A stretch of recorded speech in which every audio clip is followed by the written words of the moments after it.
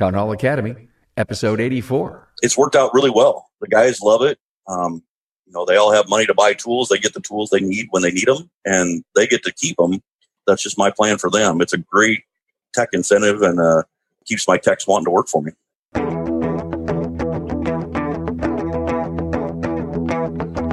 Welcome, automotive aftermarketers, to a Remarkable Results Radio Town Hall Academy.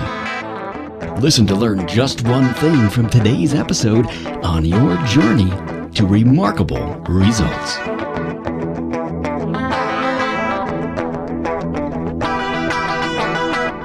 Hey, hello. Nice to have your presence on this Town Hall Academy Summit as we talk details on buying technician tools.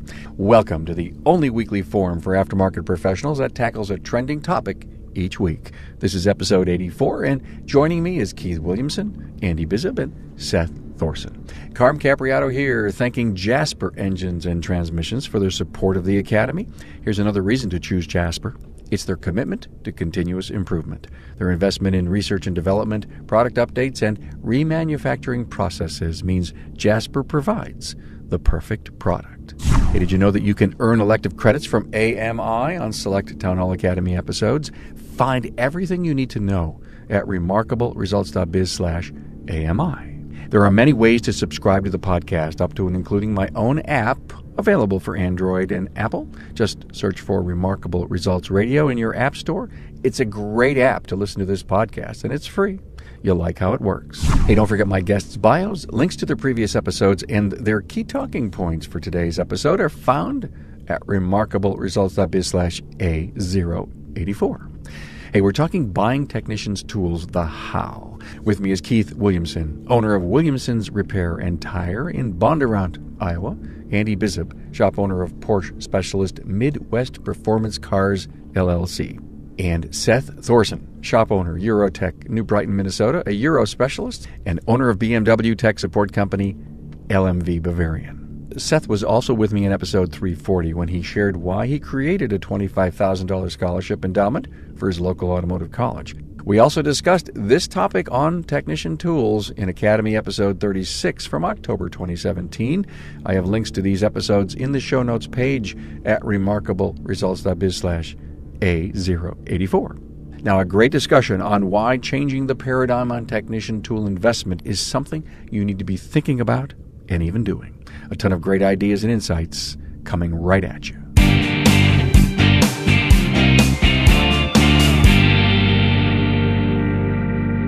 So, okay, I want to do this tool thing. How do I start? So, Andy, you still believe that there's a benefit in doing this? Huge benefit. It's a great retention benefit as well as a great recruiting tool. I have a couple of guys who are in their early 20s and they just don't have the resources. I'm in the middle of Chicago in the termed inner city. These kids just don't have the resources to go out and buy their own tools, but they're very talented. They're very intelligent, and they're hungry. They come to work and they want to learn. They love going to training. It's a huge perk for them. They view it as a huge perk, and to be able to provide some kind of a way for them to equip themselves. Just as a starting guy to do oil changes, start to do alignment, send him to alignment training, and he has the tools to be your alignment guy. So it works out. It can work if you do it correctly. It works out great for the shop, and it works out great for the individual, and you can grow together. So it's a win-win-win is what I like to call it. What are you doing, Keith, to get on board with this whole campaign of supporting the tool program? Well, Carm, I have several different situations I'm offering my technicians. I've got a new technician program for any starting technician where I buy the tools that they use to go to school. After they've completed school, the tools are theirs to keep. It's a basic starter set from Snap-on. And then I've also, along with that, I offer to pay back their schooling over a 4-year period after they've worked for me for 4 years. And then in doing that, I thought I need to come up with a plan for my current technicians. I can't just leave them out either. They've already got tools. How do I help them out as well? So I came up with a no comeback plan. I give them $50 a week if they have no comebacks. And part-related comebacks are not included because that's on me and what I choose to put on the car, right? So it's worked out really well. The guys love it. They all have money to buy tools. They get the tools they need when they need them, and they get to keep them. That's just my plan for them. It's a great tech incentive, and keeps my techs wanting to work for me. I'd like to dig into that a little later, but I really would love to bring up Seth. He just brought something up. You're involved with education. You've made a commitment to an endowment. And Keith says a starter set. It starts in high school, it goes to college, then we need to pull them, retain them, benefits and pay and training. And Keith, I think you just, if there was an opportunity to start figuring out how to buy and pay for the tools, it's to catch them when they start school. Exactly. I agree. We do the same type of thing. I have our apprentice get a toolkit, and that toolkit's the shop toolkit, and they use it, and we have it. We bought the Hazette one because we're a German shop and it's a German tool. And it has foam inserts for everything. So every single tool has a place, and it gets inventoried every single night to find out what's missing. So that also helps teach the young techs to put their tools back, to use things effectively. So the organization of that set is what we prefer. And then the tech slowly buys his own tools is what we do, but we provide toolboxes for all techs. So we have built-in toolboxes across the whole shop. Every tech provide a box, and they provide their tools, but they're basic hand tools. We provide anything else, scopes. We provide all specialty tools. We ask the techs provide basic hand tools, but our young trainees are provided with tools, and they can slowly buy tools. And we do help our young guys kind of, as Keith mentioned, buy tools. But we just keep recycling our set because our set has complete organization, and it's really easy to train the young guys that, hey, you don't get to go home till you find that 10 millimeter that everybody knows disappears. Boxes, you have them just because they look uniform in the shop? They look uniform in the shop. It's a big attraction right now. All the dealerships, all your competitors, all the dealerships are going to built-in boxes. So that means a technician that you may want to hire from another shop or another dealer, they don't have a toolbox. So a barrier to coming to your place of employment is the fact that they now probably have to go buy what's a Snap-on box, $5,000, $10,000 for an acceptable box from something that they're used to using at the dealer. It's a barrier to getting people to come to your shop as an independent, to come to your facility. Toolboxes are a big barrier. So we just take that all away. We also take away the Keith brought up a good point about the toolbox envy, or that happens even at dealers. Somebody sees a big box next to them and they're going in debt to buy a big box. Everything's uniform. Nobody has a better toolbox than the other. We provide the box, and then we provide a hutch over the top. We provide keys. They can lock their own box individually, and then the ownership retains a key to the box is how we have it set up. I love that idea about having an apprentice box for your new guy that comes in, and it's owned by the shop, and then he builds up his own tools as he's working. That's a great idea. It allows him to get in right away and work, and I know it has everything he needs for the tasks that we're going to assign him. Right. And then he can buy tools. He's bought tools through our program, some similar to Keith, that we allow some purchase of tools, and he's bought some of his own tools that he's wanted, and that's fine. And then we're building him we're in the process of building him his new bench and toolbox, because he's starting to buy enough tools where he now needs his own box. So he's super excited that he's getting his hutch built. He's getting his box built, where we're in the process of building him out a new box. That's great. Awesome. Is this trending as you talk to your networks? I see it trending some, especially on the high-end Euros, because almost every BMW dealer right now and Mercedes dealers providing boxes for techs. So it's a big issue I'm sure Andy would agree. Keith, I'm not sure how many Euro cards you do, but the Euro market, those guys don't have boxes anymore. And it's a big barrier to us being able to attract that tech that may have been at a dealer. Yeah, it is for sure. I mean, we buy all of our the shop buys all the scan tools, all the diag tools, and Seth, as you know, for all these Euro models, that can add up. It's funny though, because you can there's so many cultural differences between shops and what works for one and works differently for another. Our guys all own their own boxes. They have a huge source of pride in their own boxes and what they've put together. We just help them fill those boxes. But they really do. They really get into the look of having their own stuff and whatnot. So, and that may change as guys. The thing is, as we trend low in younger and younger in age. Although I will say that my oldest guy is 43, and I have 3 techs that are in their 20s. So for us, at least for us, and in our region, owning their own boxes is still kind of the way to go. But you know what? In this business, you've got to be ready to evolve and change with the business. So this is one of the reasons why I love participating in stuff like this, because just hearing that from Seth, that's an idea I'm gonna put in, on my list and potentially do. We've been using our service manager is an ex Benz tech. So we've been using his box as kind of the apprentice box, but it would be nice to just have a shop owned box. I will say that our guys, I had 2 guys that were the older that had the big $10,000 boxes, Andy, and they were in the same situation. Yeah. And I offer storage of their boxes while they work for me to go into our boxes to create the same uniform look and same uniform issues for our new guys. But I also had one guy that he loves working here. He had a big $10,000 box. He said, you know what? I'm going to sell it. He sold his box and painted his car with it, his project car that he wanted to paint. That's great. He no longer has a box. Yeah. Awesome. So, I mean, it can be done. They will sell them. And if you get them on board with how it looks, and you can then get them, you can offer storage of their box if you want. It doesn't cost that much to rent a storage facility. Sure. But it does alleviate some of the issues, because I had a young guy that wasn't buying enough tools to do his job. He was not productive. Mm-hmm. I bought boxes and said, hey, you no longer have to worry about box. He was so worried about his toolbox. I'll take care of your box. We'll build all boxes. And he's bought a lot more tools. Productivity's come up another 5 or 10% over the last 6 or 8 months with that. Yeah, that's a great idea.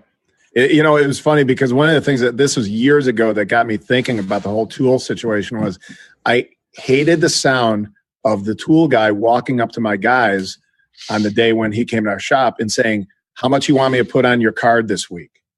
And I don't want my guys going into debt. I don't want them charging tools on their credit cards. And I really don't want them paying interest on their tool purchases. So if I can buy their tools for them and give them an interest-free, we'll figure out the timeline for you to pay back your tool purchase. That's just makes a heck of a lot of sense. Seth, to answer your previous comment, I'm not into the Euro. I'm into hybrids and general repair. American import, Japanese imports, things like that is what our focus is. And so we don't have that issue with guys coming from the dealerships that don't have boxes. I love your starter tool set idea. I was a tech myself, so I have my box. I leave it here, and that's what my new apprentices work out of here while they're in school. So, but I do love that idea. Yeah, Hazette makes I use the Hazette one because I like it because it's got the foam inserts and it's super easy every night. Open the drawers and it's like, hey, this is missing this. Everything has a spot. They have all these foam inserts. The other thing I will mention, if you're doing hybrids and stuff like that, Lexus is on a huge push for built-in boxes now. So if you're attracting Lexus techs, every Lexus dealer is pushing big now. It's all built-in list of boxes. Okay. So just as a heads up. Thank you. Good to know. Yeah, it is good to know. Hey, I'm with Brian Weeks from ATC Auto Center. Brian, why Jasper Engines and Transmissions? So I think Jasper, the reason why we chose to deal primarily with Jasper is the quality of the product and the people. I know that it is a associate-owned company, but it's more about the people. They do what they do in this industry that is tough, and they stay on top of the cutting-edge engineering, changing and maybe developing ways around known problems and issues. So they're adding value. They're making things better. Oh, absolutely. Absolutely. They're taking a situation that you may have a common failure with and going in, taking it apart, going through the engineering, the R&D department and saying, okay, how can we make this better?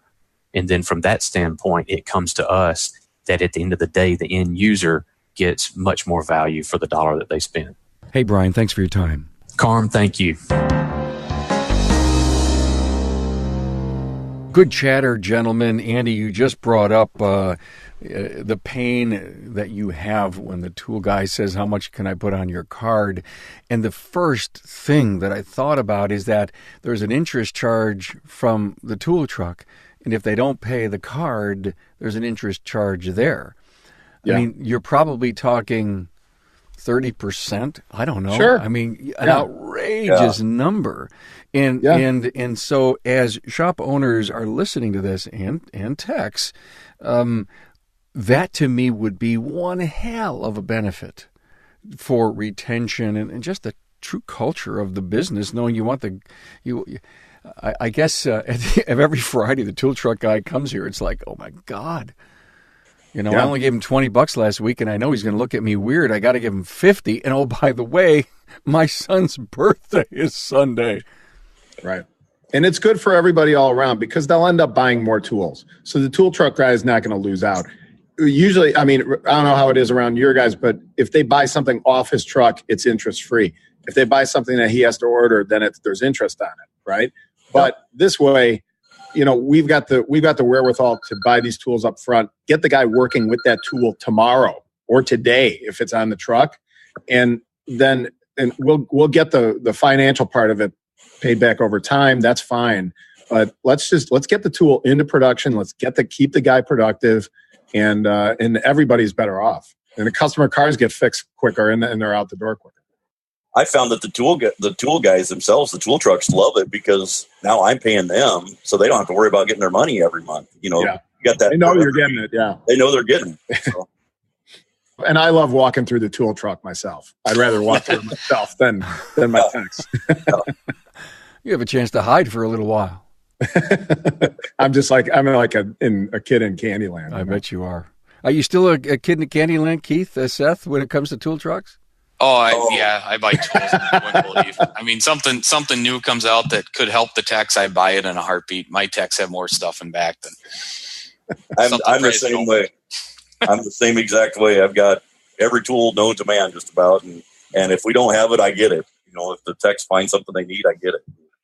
So one of the key talking points in the episode that we did, and it was, I've got too many notes here, episode 340 of it was episode 36 of the Town Hall Academy, was that this was an outdated old tradition.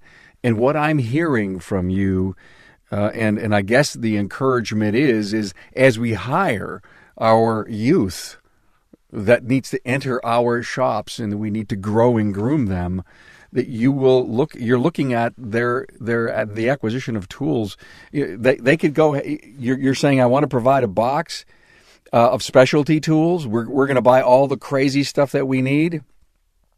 But everybody doesn't need one tool to do a special BMW timing belt in 5 toolboxes, right, Seth? You just need one. And based on that, and as I said earlier, is this trending? Is this something that the entire industry needs to just stop and say, okay, I'm doing this because I need to bring in the graduates from post-secondary, and I have to have a completely different way to train, to teach, to bring that person in? This needs to be happening? I think this is what needs to happen. I mean, it's bringing in the starter box. There is a cost to enter anything you do. I mean, if you're going to go be a lawyer, you're going to need 5 really high-end suits. There has to be a basic buy-in from the employee to some degree. But my buy-in for them is, let's buy basic hand tools. You're going to need a set of wrenches. You're going to need a set of sockets. You're going to need some e-torques on German cars. I mean, my shop foreman has even gone through a list and put together 10 most common lists for our new technicians that they can know what they need to buy. But again, we provide all of that, and the technicians pay cash as they go. So they're not in debt, like Andy said, that they just buy things as they go. I tell my guys, it takes you 2 years to get a set to get out of our starter set. That's fine. Use that set because we're going to keep replacing and fixing that set up. And and as our apprentices, I'm not sure how your shops are, but as our apprentices, they generally move around from tech to tech all over the shop. So the Hazette set I buy, is easily rollable around the shop. It has a stainless steel little worktop, but it's easy to get around the shop so they can work with every single tech in the shop and help them out. And they're much more mobile with the set that we recommend them start with. Andy, you were talking about, I help them. I'd like to know how you help them. Well, when you help your techs, when you help any of your people in your business, you're ultimately helping yourself. If they're not worried about paying back their tools or those interest charges, they can be concentrated more on their job. So if you've got your place staffed the correct way, helping your staff is ultimately helping your business. So I'm always looking for ways that we can do that. And I mean, one of the things that we did, part of when we give a holiday bonus towards the end of the year to everybody, for the technicians, we'll carve out a little piece of that and make it a tool certificate. So we'll say, here's the bonus, and maybe $300 to $500 of that bonus is going to be, here's a tool certificate you can spend all year, anytime during the year on whatever you want. And so they get that certificate, and then when they want to buy something, they talk to the bookkeeper, and then she takes it off the value of that certificate. And it's kind of, I will admit, as a shop owner, it's a little bit self-serving because I'm kind of denoting a part of their bonus to go back into their tools. But you know what? We all need some self-discipline once in a while. And if I can have them, and plus they're also getting other money as the bonus, but if I can direct some of that back into them improving themselves on the job and everything, it works for everybody all around better. Keith, Seth, do you have any kind of tool, bonus, incentive, carrot? Not really an incentive carrot. I mean, my shop foreman has a tool budget. So I have a shop foreman and he has a tool budget. And so a lot of the guys will go to him and say, hey, we need this, we need this, we need this. And it's kind of up to him to budget and plan shop purchases of tools. So, I mean, most of our guys I hate to say our tool truck comes along and nobody buys anything, but we have 3 or 4 tool guys that don't even stop by anymore, because once our guys have the basic hand tools, everything else we're buying is specialty tools. And then the only thing the tool guy gets when he comes by anymore is warranty stuff. So the poor tool guys don't like coming by. I guess they will boycott this show. Andy, you said you have some kind of exchange for labor hours. How does that work? So let's say a guy wants to buy a $500 tool, and we'll buy the tool for him up front. And kind of like Seth was saying, we do want guys to be invested in we want them to have skin in the game. So I'm not going to buy the tool and give it to him and say, hey, it's yours. We'll buy the tool up front, and over time, like say he flags 40 hours in a week, he'll go to the bookkeeper and he'll say, hey, you know what, take off 2 of those hours and put it against my $500 tool. And then that way we can do that exchange where he's not paying me cash out of his pocket, right? So it saves him money. He actually gets to buy his tools without paying like income tax on that money.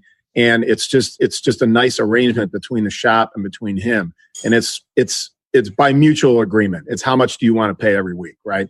I've told a couple of people about this, and they're like, "Oh man, you ought to check with your accountant." I've talked to my accountant, my CPA. He said we're fine, So talk to your accountant or whoever manages your books or your taxes about it. But it's a nice little way for these guys to be able to get their tools, and it doesn't cost them as much money. And it's good for the shop. It's good for the employee, and ultimately it's good for the customer cars. So. Thank you. Keith, you said you had a comeback incentive. Would you mind going on record to tell us exactly how that works? Yeah. So what I do with it is, if my guys have no comebacks for the week, they get a $50 tool allowance. And I pay that directly to the tool truck or whatever vendor, it could be Amazon, it could be wherever they find they want something. They tell me where to make the check out to, and I write it to that. And like Andy said, I've gone to my accountant to make sure this is okay, and he said, yeah, it's fine. I'm buying a tool for the shop, and then I choose to give it to the employee. So, it's kind of a gray area, but he's okay with it. So it saves them tax money, and they get the full $50, not just $35 of it or whatever the case might be. It's $50. Yep. Hey, I love where this is going, and I think there's been a lot of great ideas shared. But my biggest takeaway, is the school piece. And I think you've all talked about bringing on an apprentice. And I want to just dig in a little deeper, Seth. If you were working with a community college, an automotive program, and you were looking for an apprentice, it seems to me that you may be high on the list of a new intern, for example, and or an apprentice or a graduate, because you've already worked with one of the students in freshman year in providing a set of tools. How unique. We're not doing enough of this as independents in the U.S., in North America. Can we talk about that? Is this something we need to hammer home? I think we do. I mean, my shop foreman started out right out of tech school with me, and I've grown a lot of my own techs. I've had some leave, but a majority of my techs are what we call homegrown. In doing so, we also create a culture of training and a culture of helping each other. So the culture in our shop is somebody needs help, everybody in my shop drops everything to help them. Yep. It's not the competitive nature that I've seen at other shops or been a part of in my career of working. So we've created a whole change in how we think and how we do things, just because of that's how they were raised through our program. And that's been beneficial. But yes, I mean, my community college that I did the scholarship with, that I'm on the advisory board with, that I help with, yes, if they have a really good student, a really all-star student, yes, I get a phone call every time. Hey, do you have an opening? And so, yes, do I cherry pick the best students out of my college? You bet I do. Bing, bing, bing, bing, bing, bing. There's the soundbite. And the reason you cherry pick them is because they know you're the go-to guy, that you've got a program, that you want to provide tools, that they don't need to buy the specialty tools to come to work for you. You have a culture of training. You have a culture of team. I know we're dropping all these very important things, but as we look in the Town Hall Academy to change how we do business as independents, and how many of our God, think about all of our young shop owners out there that are figuring, how do I have to do this? No matter if I had to buy my own and the guys I'm going to hire, they're going to have to do the same thing. We've got to break those paradigms and those thinks. So, Keith, your opinion of working close with the college and doing all of these critical tool things. I think that it's imperative. You get a good working relationship with the college and the instructors at the college, they're going to send you some good people. I had one of the college professors call me just the other day, and I've got an interview scheduled for Monday of a new kid that's been in the program for about 6 months now, and he doesn't have a place to go. I mean, he doesn't have a shop to work at. And he's a great tech. He's going to be a great tech. So they do think of you first. If you offer these kind of things and you're working with the school closely, why wouldn't they look at you? I mean, everybody should be on board with this. What Seth was saying, the word gets out in the industry without you even having to put it out. So clearly, Seth in his region and probably around the country has a reputation for what he does, the kind of shop he runs, and the culture in his shop. And that starts attracting people to, looking and saying, hey, that's a place I'd like to work at. We've actually just happened to get some out-of-town people contacting us who are moving to the Chicago area and asking if we have any openings, which is, it took years. I mean, it took a few years to get that kind of, it permeates, your culture permeates and spreads outside of just your immediate area. So it does go through the industry. And the other thing is when, Carmen, what you said about breaking those paradigms, you got to think about, I did it this way, so these young guys are going to have to do it the same way. Well, you know what? When I was a kid, when I was young, I bought my first new car for like $13,000. We can't go buy a car for $13,000 anymore, So a lot of things have changed since we were in our 20s. And we can't expect these people who are in their 20s to come out and do things exactly the same way that we did it. There's a lot of things that they're doing better than we did when we were in our 20s. So we have to allow for that. So I'm always looking at whatever kind of progressive and innovative way to kind of move industry practices forward and come up with newer and better ideas of how to do things. And I mean, what we're talking about right here, this is it. We've got a comment from James Presley, who's going to be on a panel with me in about 3 weeks out at ASTE about a link for the fact that ASE and there's some links, education resources for tools. So they get 50% off their tools when they're in school. Yeah. Is what the programs are. In a lot of schools, they've got beautiful little kits that are there that are in their labs.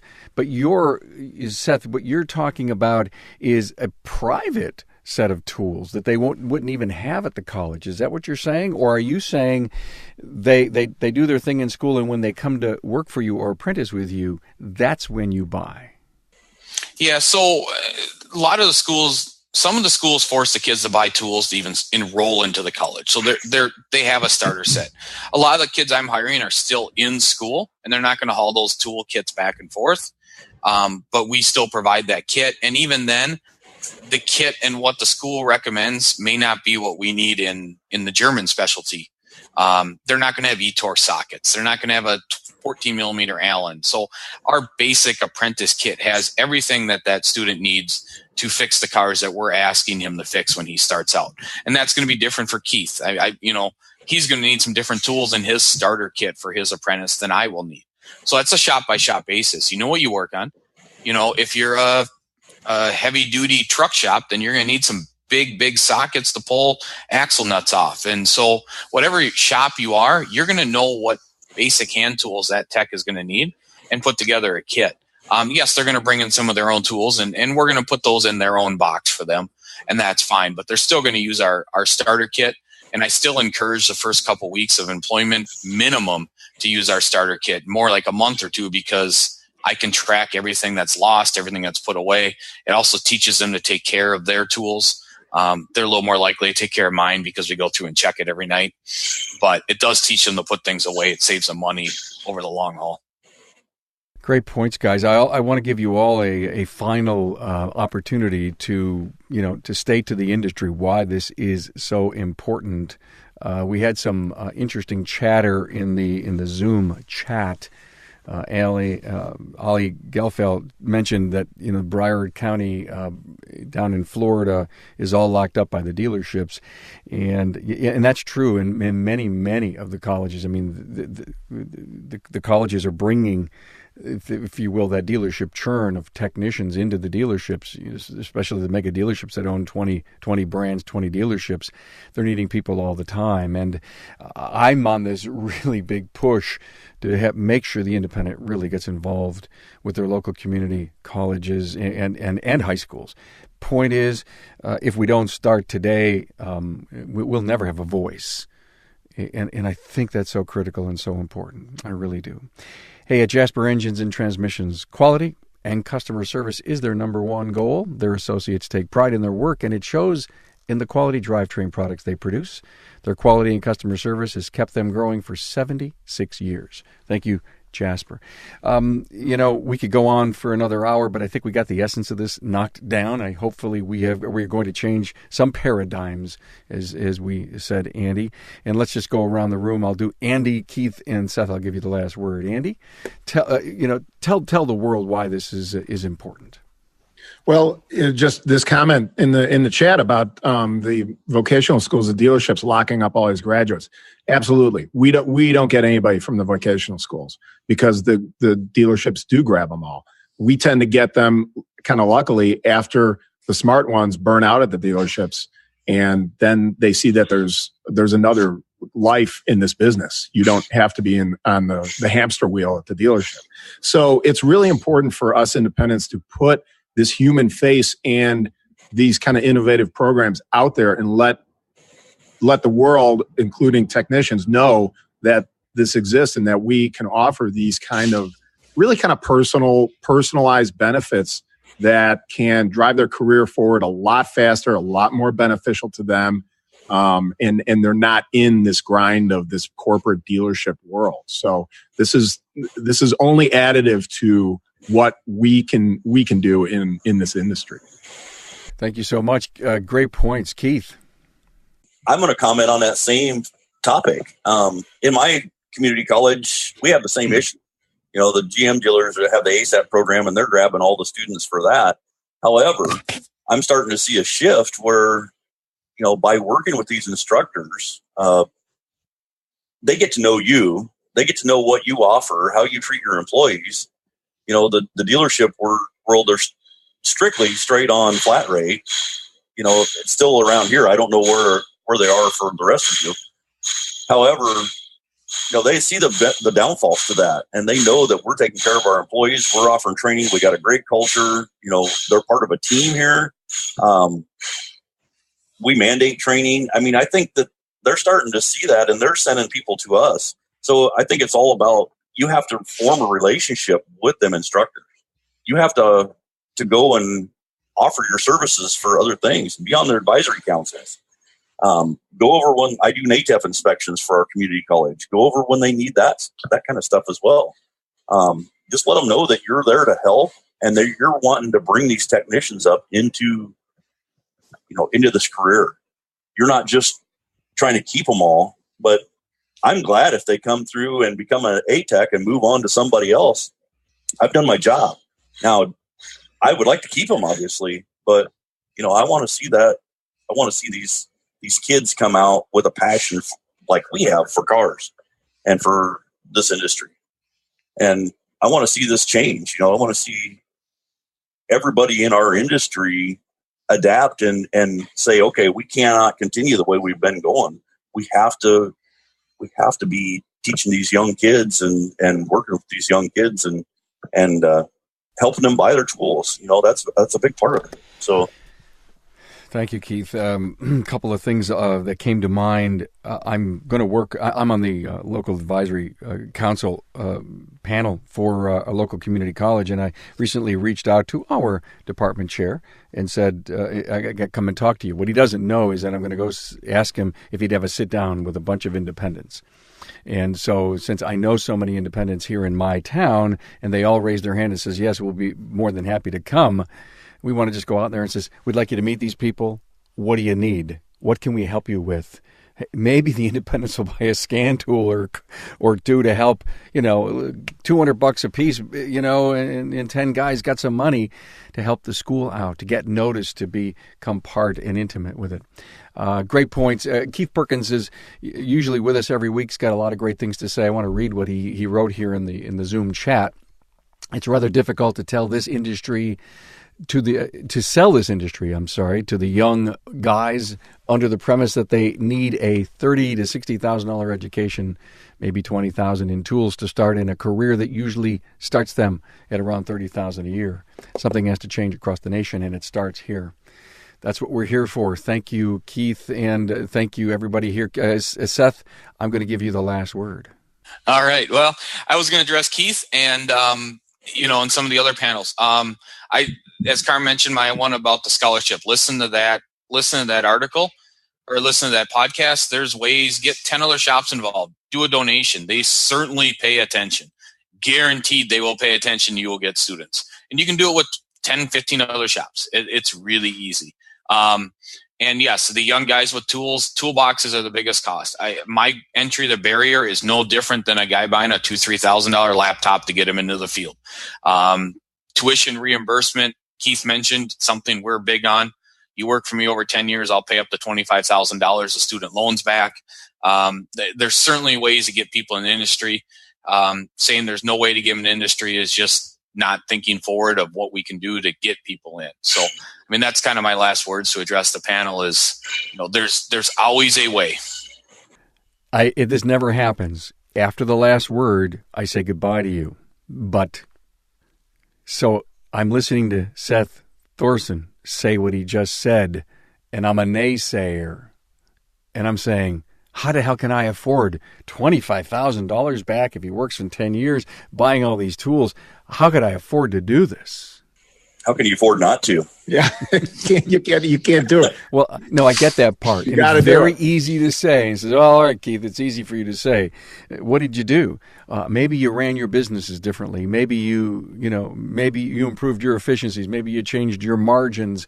I mean, it's if top shops can do it, the encouragement that everyone else is that it can be done. You guys are doing it. And I think if I can, Karma, I've been where some of these other shops are saying this can't be done. I've been there. I mean, without a 20 group and the help that I've gotten from there, I was there at a time. So I understand they're saying they can't do it. I mean, I get that, but you just have to change your ways, right? That's just what it takes. You can't say I don't know how. You have to go out and get the support and the help and the guidance that you need. Again, one more final comment. Out of the hundreds and hundreds of service professionals that I've interviewed, one of the most common threads of all of them was the support of a 20 group, a strong network, and a business coach. And I just can't say enough about that. And that's where the extreme success has come from some of the greatest shop owners in North America, is they went out, they found their help, and then they bought the condo in the islands. Yep. But they didn't do it by saying, how do I do it? They got help.